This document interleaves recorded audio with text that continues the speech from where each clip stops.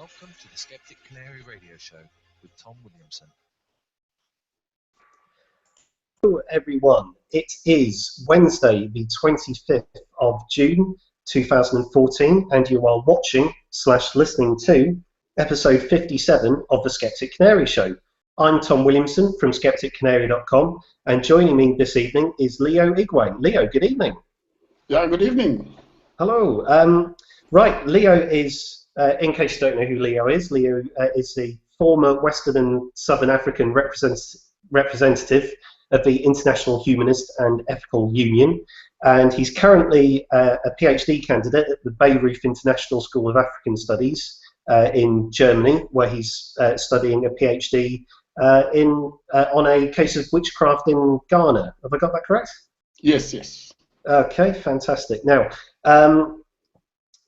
we're here tonight to talk about a lot of things, but it's mostly going to focus on humanism in Nigeria, where Leo's originally from.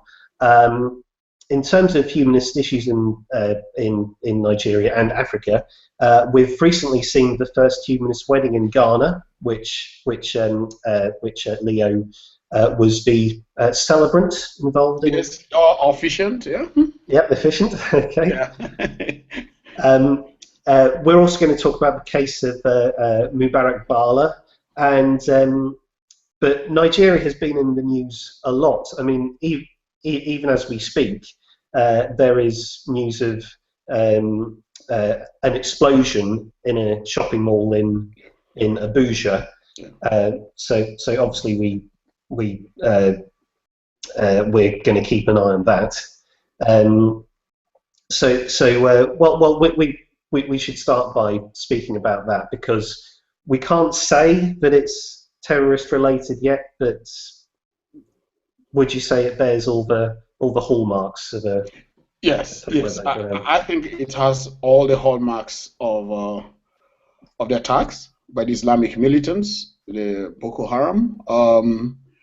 We have had similar attacks in the past. We have had an attack on the UN building in Abuja, and in a bus park, and a couple of other attacks, in the northeast, in Kaduna, in Jos. So I think definitely many people, would think that yes, it's another attack by Boko Haram, even though the group has not claimed responsibility as at now. Yeah. Okay. Let's talk a bit about your journey into humanism, because you were originally at a seminary, and you were 24 when yes. You had would you call it a crisis of faith? Yeah. Well, I was born in a village. Actually, I was born in a village in southeast Nigeria. And I grew up in a village. I spent the first 12 years of my life in the village. My parents, yes, they are Catholics, or my father used to be a Catholic, even though right now I don't. I think he's a bit of an agnostic now, or an atheist. So I was sent to the seminary, for my high school education. So then when I finished, then I went to what I call the major seminary. I studied philosophy. Then after that, I went for theology for a few months. And of course, as I was growing up, I was asking myself questions, as to maybe whether I would really want to be a priest and all that. So, and I was also thinking about the beliefs, the teachings of Catholic Church, religious teachings in general. And as I was growing, I was asking questions, and the answers I was getting were not satisfactory. I just felt that people were just kept in a kind of a prison, and they told certain answers which maybe didn't make a lot of sense, but you have to accept it as sensible in order to stay there. And again, you also have to be in the position to tell others that, you have to go around and spread the gospel. And sometimes preach and teach people sometimes about things you are not really convinced of. So it was really, difficult for me to say, look, I'm going to spend the rest of my life doing this. So after some thinking and reflection, yes, I decided to leave. Yes, I left the seminary on my own. Okay.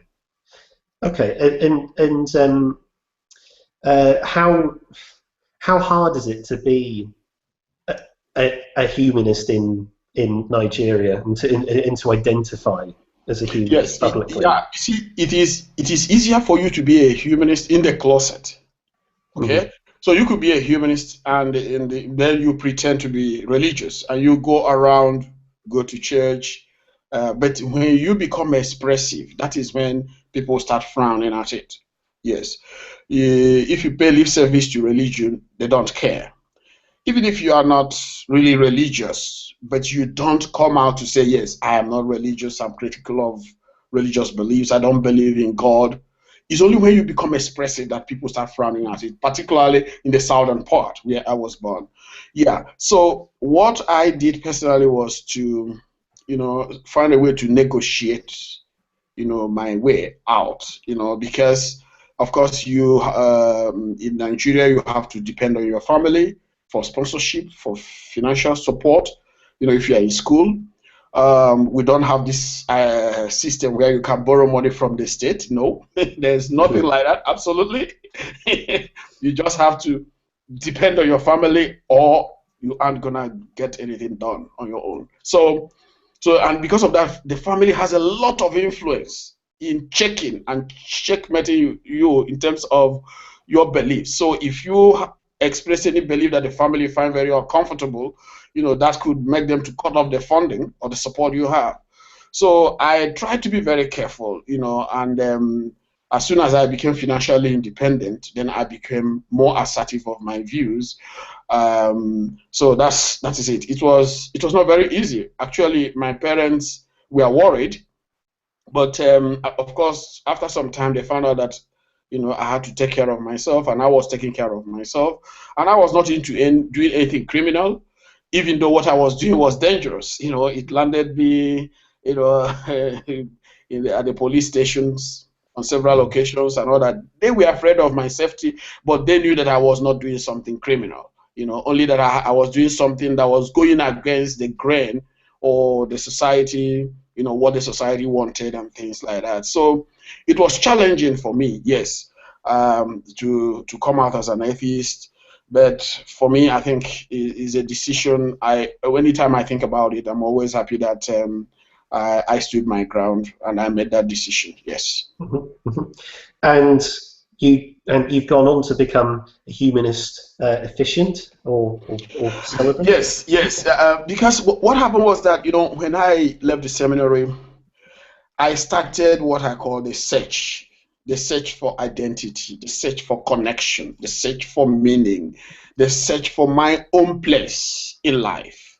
Yes, I didn't want to be a conformist, a follower again. I wanted to connect with groups, that share similar objectives, I want to connect with like-minded people. That was the search.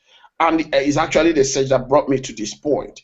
So what I did, I started the Nigerian humanist movement. I just started it on my own because I felt that will give me a platform, not only to connect with people of like minds, but also a platform, so kind of social engagement. Because there were so many things in my society, I thought that, look, the humanist framework could help in improving, those things like campaigning against harmful traditional practices, campaigning against superstition-based abuses, campaigning against religious fanaticism, campaigning for separation of religion and state, for a secular society, campaigning for human rights of minorities, gay people, children, women. So I found the humanist framework resourceful. So that was how I started the Nigerian humanist movement, and slowly it started growing. Yeah, we don't have the kind of well-established humanist association like the one you have in let's say the BHA or in the US, you have fee-paying members who meet occasionally. We don't just have that.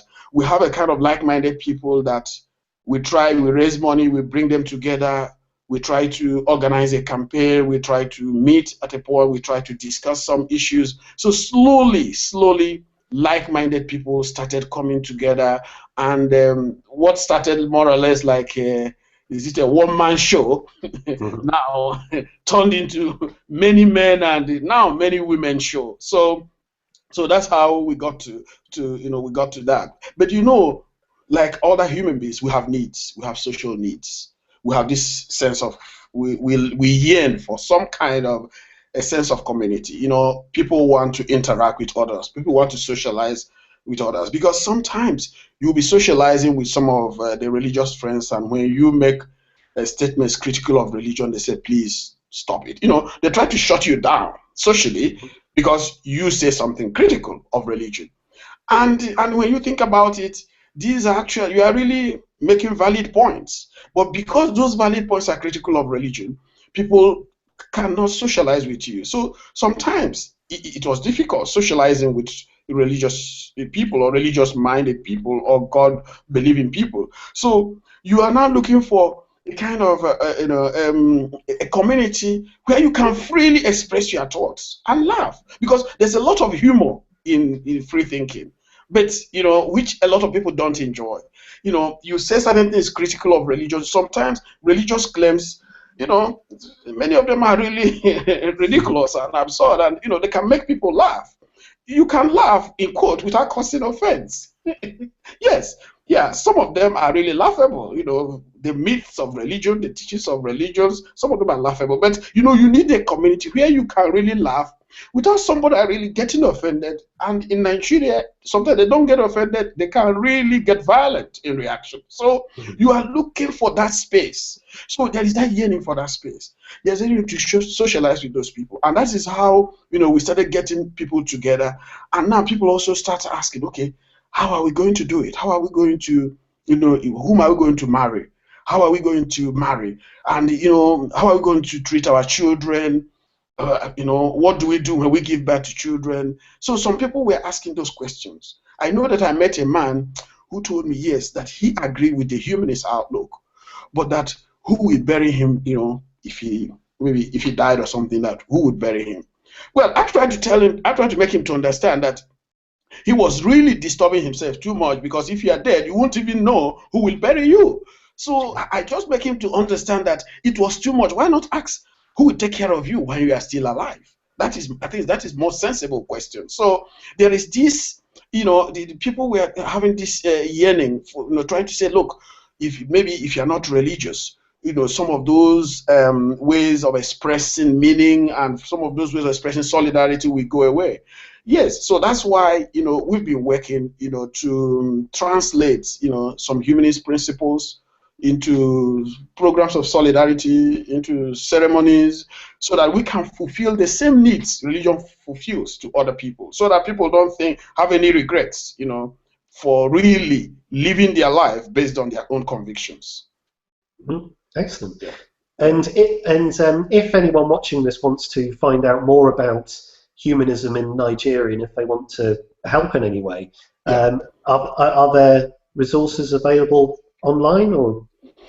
Yes, actually, the Nigerian Humanist Movement is a member of IHEU. And we have our contacts there. So right now we don't have our own website, but we have a Facebook. We have a Facebook page where we meet and interact and post and communicate with one another. And again, we are not just one group now. Many of our members, because of the fact that Nigeria is a huge place, are trying to establish some local chapters. So we have a group in Lagos now, which is working very hard, to take care of Mubarak, the guy in Kano. So it is a group in Lagos that is really taking care of that. They have been at the forefront of trying to make sure that he is okay and he is safe wherever he is. So we also have some other groups in the southern part.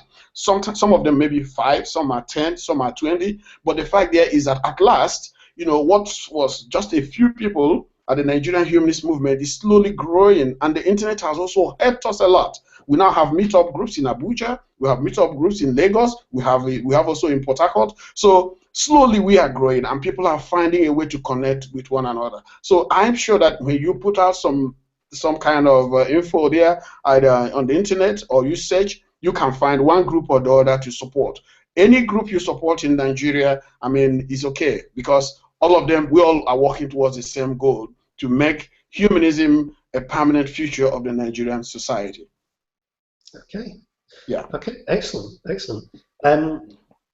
Let's talk a little bit about the religious makeup of Nigeria, because the very simplified image we get over here is that Nigeria is Islamic in the north and Christian in the south, but I'd imagine it's a bit more complicated than that.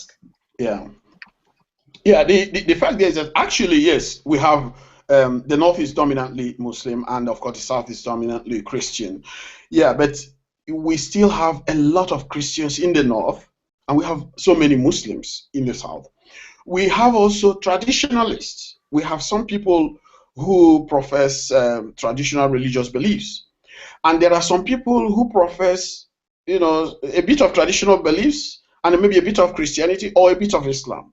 Yeah, because sometimes, you know, we don't just have these fine religious lines they try to create when they're analyzing things in Nigeria. Many Nigerians who are Muslims still retain their traditional religious beliefs. Many of them who are Christians still retain their traditional religious beliefs. So that one cannot really say, oh yeah, this is strictly the number of Nigerians who are traditional religionists or Muslims and all that. And again, many people are Muslim by force, not by choice. Yes, many people are Christians in Nigeria by force, not by choice. They will say there is no compulsion. Is it in Islam or under Islam? I don't know which one they say. They say there's no compulsion in Islam. That's what they tell us. But that is what they tell us in principle. That's what they tell us in words. In practice, there's a lot of compulsion. There's a lot of pressure to be a Muslim if you are from the north. In fact, your life structures collapse. Your support system collapses as soon as you try to renounce Islam if you come from the north, from families. The same thing applies if you come from a Christian family too. But of course, it is more dangerous, I must say, to renounce Islam. You know, if you come from a Muslim family, to renounce Islam is more dangerous and risky for you than if you renounce Christianity. Yeah, but definitely there are a lot of fanatics on both sides. So the question here is this: can they open the religious space so that people can freely identify themselves or who they are? And I want to tell you, if they open this religious space, that kind of construct, this kind of division, Islamic North, Christian West, that thing will not hold. It doesn't hold water, because many people are Muslims in the north or identify with Muslims in the north because they are compelled to do so, because they are pressured to do so. And the same thing applies to people in the north. So what we are campaigning at the Nigerian humanist movement is for a secular society, a society where people are free to believe whatever they want to believe, change their belief, or entertain no religious belief at all. Many Nigerians have doubts. They doubt religious teachings, but there is no space to express that openly. Until recently, we have the internet and we have online facilities where people through Twitter, Facebook can express their doubts. There was no real space for people who have doubts when it comes to religious matters. So Nigeria is not Islamic in the north freely. It is not as a result of freedom. It's as a result of force. Mm-hmm. Nigeria is not Christian in the south, not as a result of free choice, but as a result of force, as a result of pressure from families, from institutions, from schools, from universities. So I will say, yes, that is what it looks like there. But it is where many Nigerians are being held hostage, religious hostage. And until Nigeria is free, and those who are ruling Nigeria create a free environment where people can make choices in terms of their religious belief and unbelief, I will always have doubts in terms of the religious demography in Nigeria. Right. Okay. Well, it's one of the things I've always thought about being religious. Say in England, if you are religious, then and you decide that you don't want to be religious anymore, you don't necessarily have the pressures that you might have in other countries. And certainly one of the things with Islam is that with a mosque, one of the things you need for a mosque is a supply of water. Yes. So if you're raised a Muslim and you decide to not be one anymore, then you could lose access to your water supply. Yeah. So, excuse me. But I'm also interested in what you referred to as traditional beliefs. Yeah. So do people kind of pick and choose between Christianity and Islam and religious beliefs? Traditional beliefs. So they kind of mix them. Yes. You see both Christianity and Islam, these are foreign religions, if I should say. In other words, they are religions introduced from outside. Of course, some elements of traditional religions, one could argue maybe some of them were introduced from outside, but at least going by the recent history of Nigeria, we know that Christianity was introduced by European missionaries, and Islam was introduced by jihadists or Muslim traders from the Middle East, and Arabs and Asia. So when they were introduced, people had their religious beliefs. And for instance, believe in juju and charms, believe in witchcraft, believe in ancestors, and so many other beliefs. Well, so what happens is that these religions, they did not just come to evangelize. In other words, they came and they tried to convince people to stop believing in one God and embrace the other. They used trade to evangelize, to Islamize. In other words, you have to, when you convert to a particular religion, you get a kind of a trading partner, and also get some credit from people. They use schools. And if you go to that school, you convert to Christianity, like my father. When I asked him how he became a Catholic, he said that embracing Catholicism was the only way to get education, because the educational system was controlled by Christian missionaries. So you have a choice to remain ignorant, no education, no jobs, or you become a Catholic, you get education, and you get a job. You become a teacher, you become an administrator, you become a clerical officer.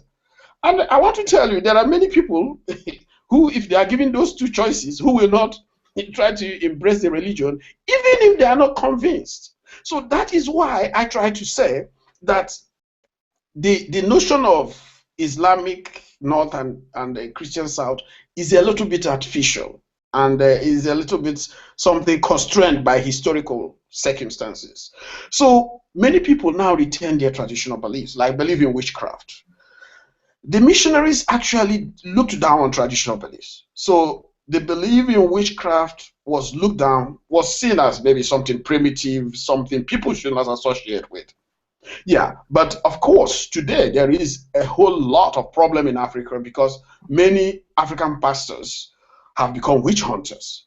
Because as soon as we got independence, as soon as the religious space opened up, when the missionaries either went or their authority reduced, and there were locals who became priests and bishops. Now some of those traditional beliefs resurrected in some forms and morphed into local forms of Christianity or Islam. So you see some of the pastors now playing the role of witch doctors, and you see some malams or marabouts diagnosing, curing witchcraft. So there is that kind of fusion of Islam and Christianity with traditional beliefs. So it's not really that we have that separately and people pick and choose. There's some kind of synergy, religious synergy or religious fusion. So people who entertain belief in Allah and Jesus also tell you that they also believe in witchcraft. Yeah. So that is it. So that's the situation now. So that's why I said, when you talk about religious demography, in terms of traditional belief, it is difficult to find out because the people who profess traditional beliefs also profess Christianity and profess Islam. Okay, okay, that's very interesting. And do you believe that do you believe that witchcraft belief is particularly harmful to the people of Nigeria? Yes, yes. Of course, you see, we really have to look at it this way. First of all, what is witchcraft to the people of Nigeria? Witchcraft is a situation, it manifests in a situation where, for instance, you get married, you can't have children, your wife cannot get pregnant, and you're thinking, you have gone to all the hospitals and tried to spend some money and get some medication, she's not conceiving, you start thinking it's spiritual. And again, there is a pastor at the corner who will tell you that people can spiritually make others barren, and that some of these spiritual manifestations can, you can see them in children, you can see them in your neighbors and all that. And again, it will now shift your attention either to the little girl in the house or to an old woman, innocent old woman out there. Maltreatment will start from there. From, before you know it, you try to, compel the person to make confessions. I mean, first of all, witchcraft is causing us distraction. Distraction from our real problem. Yes, the commonsensical approach to problem. Witchcraft is stopping us from having a commonsensical approach to a problem. Witchcraft is poisoning family relationships. Now, innocent children are being abused, they're being beaten up, they're being burnt with acid, they throw them away. People come back home and just murder their grandparents in cold blood, beat them to death or starve them to death because they suspect they are witches and wizards. It's poisoning relationships. It's killing people, it's killing. For me, witchcraft is a killer belief. It kills in terms of people's relationship. It kills literally because immediately it poisons your mind, it poisons everything about you and how you relate with people.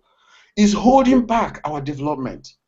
People are investing their energy looking for witches when they should invest their energy acquiring knowledge, growing mentally and intellectually. So the energy they would have used, they would have invested doing something science-based, scientifically oriented, that are spreading superstition. They are empowering charlatans called faith healers and witch hunters. And as you're empowering them, that power you are giving to them is a power that would have gone to scientists. It's a power that would have gone to evidence-based treatment. It's a power is the resources that would have gone to established clinics and hospitals. So that is the problem we're having. So that is why it is problematic. It is killing Africa, it's destroying Africa, and the earlier we eradicate the belief in superstition, the better for Africa. Africa cannot experience enlightenment without getting rid of witchcraft belief. They should look at Europe and what happened. When witchcraft accusation reduced, when witchcraft hunting ended, Europe looks to that era as an era of enlightenment. Africa should begin to think about and envision an enlightenment.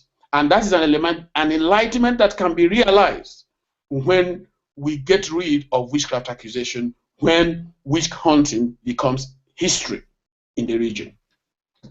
Okay. Are the government doing anything about witchcraft? Well, you see, the government, yeah, they're doing something. But let us also know that those in government are also Africans and they have their beliefs. So sometimes, many of them also go to churches where their pastors will tell them about witches and wizards and how witches and wizards are also stopping them, either from getting promotion in their offices or winning election or causing problems in their families and all that. So we can talk about the government maybe as a structure and government as individuals. Government as a structure can help because the instruments are there. We have the laws in many cases. Like in Nigeria, witchcraft accusation is a crime, and the people who are accused or beaten up in the name of witchcraft could go to jail. But who will arrest? those people? Who will prosecute them? Many of them who will arrest them also believe in witchcraft. And for instance, I rescued some children some years ago when I was in Nigeria, and I took the children to the Ministry of Social Welfare because they are the ones that, they are mandated by constitution and law to take care of children who are rescued. So I rescued these children and I took them to the child welfare officer. So the child welfare officer interviewed the children, and according to her, the children said that they were witches because these are children of around 6, 7 years. I mean, in Nigeria, children of 6, 7 years, they don't know anything yet. Anything they say is what their parents tell them. So I don't know the way the child welfare officer just tried to question them, and they said, yes. Are you a witch? Yes. What is your name? My name is Fork. What is your name? My name is Knife. Oh, are you, and all that. And from asking them such questions, they now said, oh, they have confessed to be witches. And the child welfare officer told me, look, Mr. Igwe, what do we do with these children? We can't keep them at our child care center because they have confessed to be witches. This is it. The woman wanted me to take the child home. Number one, it is illegal. I could not. There's no way I could take custody of children and all that. So, and we have had several cases like that, whereby, the government officers do not want to get involved in a case involved witchcraft. A judge resigned, stepped down from handling the case because he said that on 2 occasions when he was coming to the court, that the car broke down. So because the car broke down, he now suspected that yes, the witchcraft might also be happening to him this time around. So he now hands off the case. And I went to a seminar for judges because they used to organize a workshop for judges in Nigeria, and one of the judges, said, look, I don't believe children can be witches, but I know there are witches and wizards. I said, look, my Lord, this is a contradiction. What do you mean? You don't believe children can be witches, but you know there are witches and wizards. Where are they? So they have this kind of very ambiguous approach, sometimes out of pressure, because there's a lot of pressure on many people in Nigeria to protect children abused of witchcraft. So you see them speaking from both sides of their mouth. I don't believe in this, but I know there is this and all that. So the question there is this: the people who are running the government, they believe in witchcraft, so they cannot really translate the instruments of government, into programs and mechanisms that can protect people who are victims of witchcraft accusation. That is our challenge. Mm-hmm, mm-hmm. Yeah. So what do you think the way forward is going to be in terms of dealing with witchcraft? Well, of course, the way forward is that those who understand that witchcraft is superstition, those who understand that witchcraft is imaginary crime, just in pure imagination, those who understand that witchcraft is a belief inspired by fear and ignorance should not keep quiet. We should not sit back. For me, there is a culture war taking place in Africa, not only in terms of witchcraft or witchcraft belief, also in terms of religion, religious moderation, religious tolerance, secularism. There is a culture war. And if those who are on the side of reason and critical thinking keep quiet, then those who are on the side of dogma, blind faith, and witchcraft will define our society for us. So we have to get to the front. We have to fight back. What are we going to fight back? Using the force of logic and critical thinking, not the force of arms. Because the force of arms is a force of cowardice. It is a force of people who have weak argument. We have evidences on our side. Science is on our side. Technological intelligence is on our side. Human rights is on our side. So we have everything on our side. History, more importantly, history is on our side. So we have everything on our side. The only thing now is that we have to speak up. We have to make use of those resources. So we are underutilizing them or not utilizing them at all. So we have to go all out, head on, fight, argue, debate, campaign, speak out. And I want to tell you, they will start retreating. Their structure will start collapsing because it is founded on weak, porous foundation. Yes. Mm-hmm. And in the north, you have Boko Haram operating. Yeah. So what's your opinion on Boko Haram? Because I've heard that they have come to the forefront because there's a lot of poverty in northern Nigeria. Yeah. Is that how you think things are happening? Yeah, you see, there is poverty everywhere. Okay, and I was born, shortly after the Civil War. Yes, and I was born, the Biafra end. I was born in the Biafra end of Nigeria. This was the side that was completely devastated.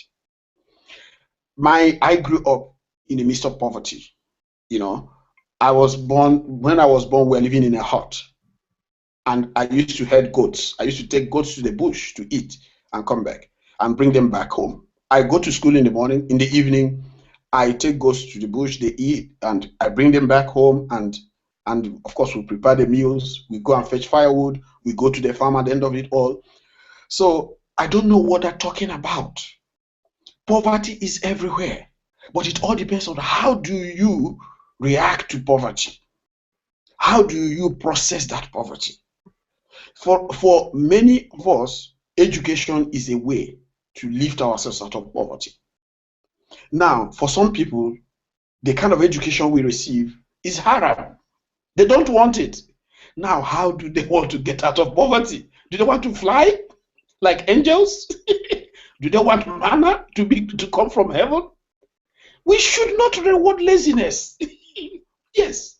Even if they want to bomb the whole world, we should not reward people who are intellectually lazy, people who said no to knowledge, people who said no to diligence, people who said no to hard work, people who said no to quest for ideas, people who said no to creativity. We should not reward that. So there is poverty throughout Nigeria. The conflict in the Niger Delta is also poverty driven, has a layer of poverty in it. So I want to say there is poverty throughout Nigeria. But let us not come to in this case, Nigeria at independence inherited evangelical Christianity in the north, Christianity that wants to convert both traditionalists and Muslims if they can, and jihadist Christianity, jihadist Islam rather. yeah, it could also be a jihad. So jihadist Islam in the north. In other words, an Islam that tries to promote itself, sometimes through violence. Yes, because there was a jihad in 1804 led by a man called Sheikh Usman Dan Fodio. So he lived in the north and he came as a preacher and started as a preacher. Take note of what I'm saying now. They start as a preacher, they don't start as jihadists or fighting. He was unsatisfied, he was unimpressed with the way Islam was practiced. And he felt that they needed something stricter in terms of Islamic practices. So he had issues with the ruler of a town called Gobir in the north. And at a point, he went on exile. And from exile, he now mobilized and launched a jihad. And they came back and killed the ruler of that town. And the jihad now spread, and that is what led to the establishment of what we have in Nigeria today as the Sokoto Caliphate. The first caliph or the first sultan of the Sokoto Caliphate was the son of Sheikh Usman Dan Fodio. And this was what established what we call the Emirate system. That is a traditional Islamic system that prevails in the north till death. It is a product of jihad, which was Islam promoted through violence, through fighting. So now, that's the legacy we had after independence. So the violent strand in Islam remains there. And it keeps popping up its head from time to time whenever there are issues in terms of what they call provocation, or when people feel somebody has desecrated the Quran, or somebody has done something they regard as Islamic. So we always have this eruption of violence. So in the 80s, there was a Maitatsin sect that swept through many states in the north. They slaughtered many people because they wanted a purer, stricter form of Islam. Over 4,000 people were killed. In 1991, an evangelist wanted to come to preach in Kano in the north. But few days to his arrival, they started killing and slaughtering Christians in the Sabongeri, which is a section where you have more of the Christians. In 1993-94, I'm not sure, a Christian Igbo trader was beheaded in Kano because they found out that the wife used a piece of the Quran as toilet paper. So they went and they didn't find him. They found he came back, and the police came, detained him in the police station. Fanatics went to the police station, overpowered the police, brought the man out, beheaded him, spiked his head, and paraded it on the streets of Kano. What happened to that? Nothing. As if that was not enough, there are so many other cases. Of course, when we returned to civil rule, they said they wanted Sharia. And they gave ultimatum: if you can't live under Sharia, then go back to your home or go back to other parts. And today we still have Sharia in the north. So what I'm saying here now is that we have to put Boko Haram menace and jihadists in perspective. There is a fanatical strand of Islam. There's a jihadist strain of Islam. And this has nothing to do with poverty, but everything to do with the way Islam has been appropriated in the north. And until they reappropriate Islam, in other words, they reappropriate Islam in a way that makes it tolerant and accommodative of people of other religion or no religion, Boko Haram will continue to be a threat, a menace to life, to politics, to Nigeria's unity, peace, and security. Mm-hmm. Right. Well, with Boko Haram, their name literally translates to "Western education is forbidden." Well, it is, yeah, or it's a sin, as they say, yeah. Oh, sorry, it is a sin. So, when they say Western education, I mean, does the term Western have any particular meaning in Nigeria? Yes, it has a lot of meaning. Let me tell you why. Because there is an educational system introduced by the Christian missionaries. In other words, the school system where we learned, of course, the chemistry, the biology. This educational system was introduced by Christian missionaries. Yes, and Christian missionaries and the West, I think there's a conflation in the minds of many people in Nigeria. So when you talk about Christianity, you talk about Western religion. When you talk about Western education, you talk about Western religion. So both of them go together. So many of them see the West as a kind of a force against Islam, a force that wants to maybe eradicate Islam using all sorts of means, maybe using human rights, using education, and all that. And again, they also have, in quote, their own educational system, the memorization of the Quran, and of course, you know, however they appropriate it, you know, because when you go to some of their schools, there are certain things they teach, there's certain things they don't want to teach, there are certain things they emphasize, there's things they don't emphasize. So they also they have this feeling that Western education corrupts their own notion of education, their own notion of religion. So there is that kind of antagonism, you know, against, you know, what they call Western education. You know, it doesn't help your spiritual Muslim spirituality and piety, and of course it encourages Western lifestyle, you know, which they think is immoral, and today which they identify with promoting homosexuality and alcoholism, you know, which for them is forbidden. Even though we still have a lot of alcoholic companies, making profit, in the Sharia states, yeah. But they try to identify some of this as the hallmark of Western education, and which for them is corrupted. So that is what it means to them. But you see, let me tell you what they call, I think, is the paradox there, is that the Muslim elite will send their children to the best schools in Europe and America. Okay? But they will go to Nigeria to say no to Western education, no to yes to Boko Haram ideology. So then they will send their children to Harvard, to Cambridge, and Oxford.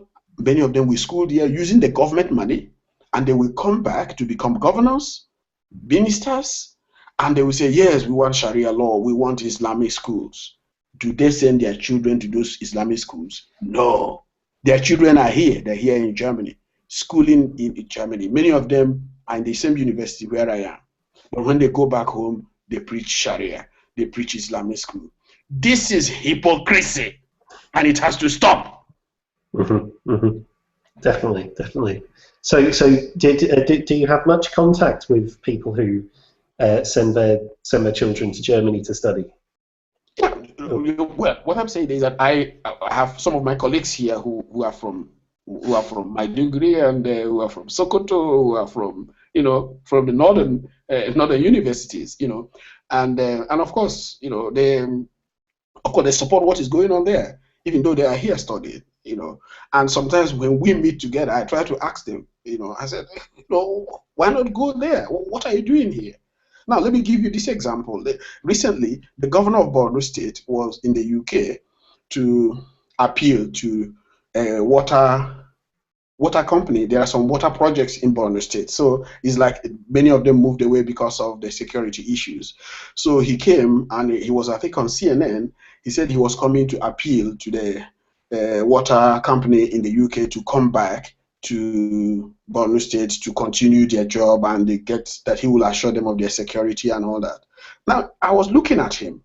Now, they will go to, when he go back home, when they say, oh, down to Western government, down to the Boko or whatever they call it, he will say, yeah.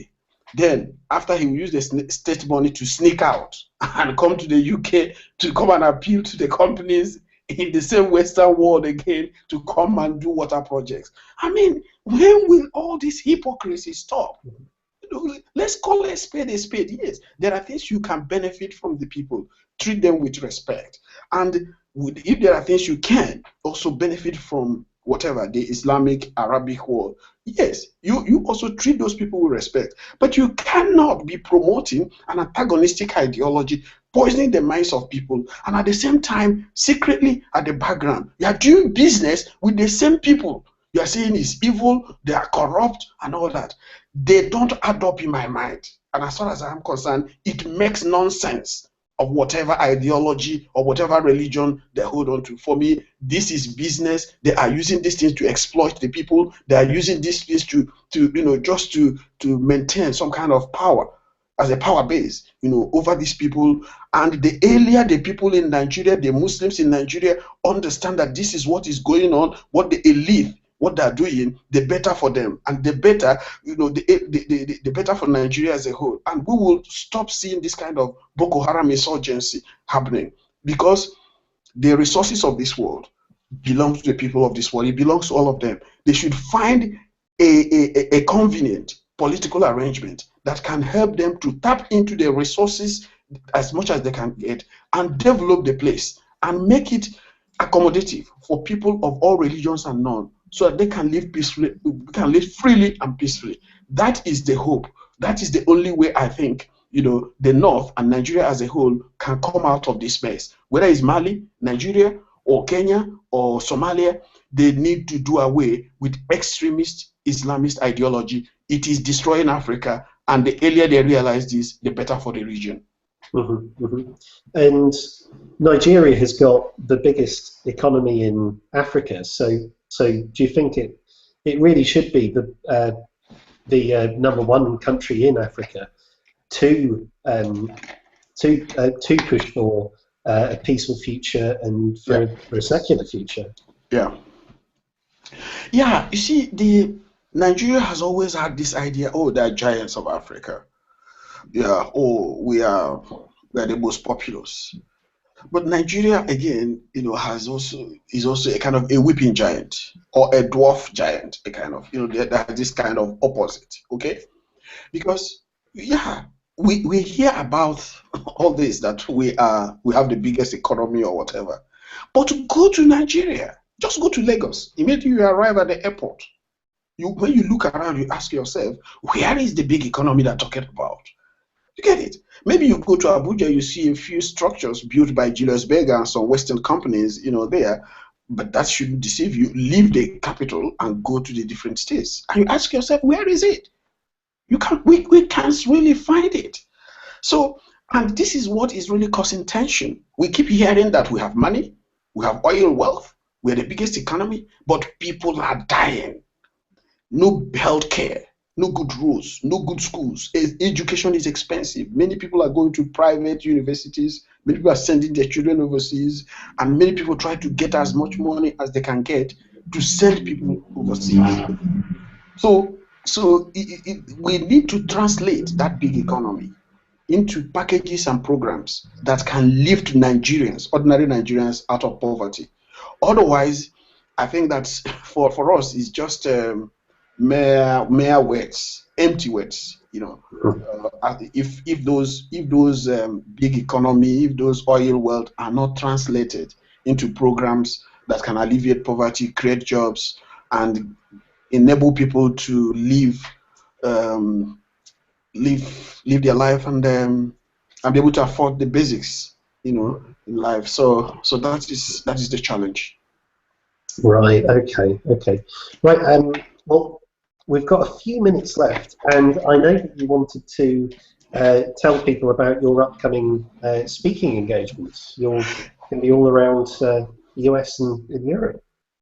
Yes. Of course, I have a couple of speaking engagements as from next month. I'll be speaking to the Secular Students Alliance in Ohio. That's sometime between July 11 to 13. Then I'll be speaking at the first annual conference of the Foundation Beyond Belief, also next month.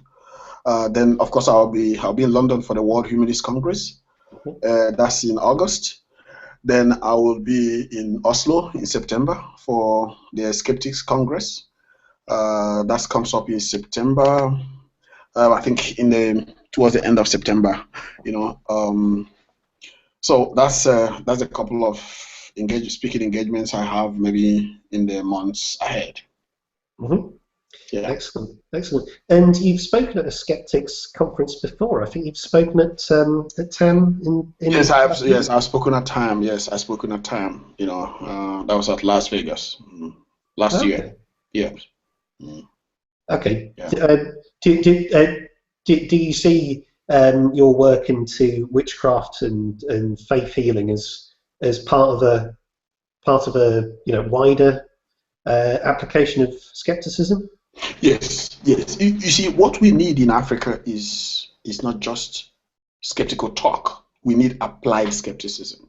Yes, that is the area that fascinates me. In other words, like now, what we need is not just secular talks. We need applied secularism.